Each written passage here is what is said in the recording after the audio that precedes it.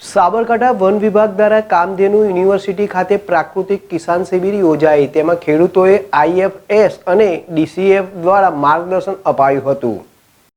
હિંમતનગરના રાજપુર પાસે આવેલ કામધેનુ યુનિવર્સિટી ખાતે આજે પ્રાકૃતિક ખેતી અંગે ખેડૂતલક્ષી એક શિબિર યોજાયું છે, જેમાં મહેસાણા વર્તુળના વન સંરક્ષણ ડોક્ટર શશીની ઉપસ્થિતિમાં આ શિબિરનું આયોજન થયું હતું।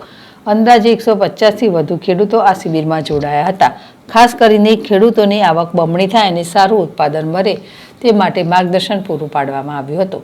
પ્રાકૃતિક ખેતીથી આવનાર પેઢી સ્વસ્થ રહે સહિતની તમામ બાબતોનું માર્ગદર્શન વન વિભાગ દ્વારા આપવામાં આવ્યું હતું। આ શિબિરમાં IFS, DCF, RFO, ફોરેસ્ટ સહિત ખેડૂતો પણ મોટી સંખ્યામાં ઉપસ્થિત રહ્યા હતા।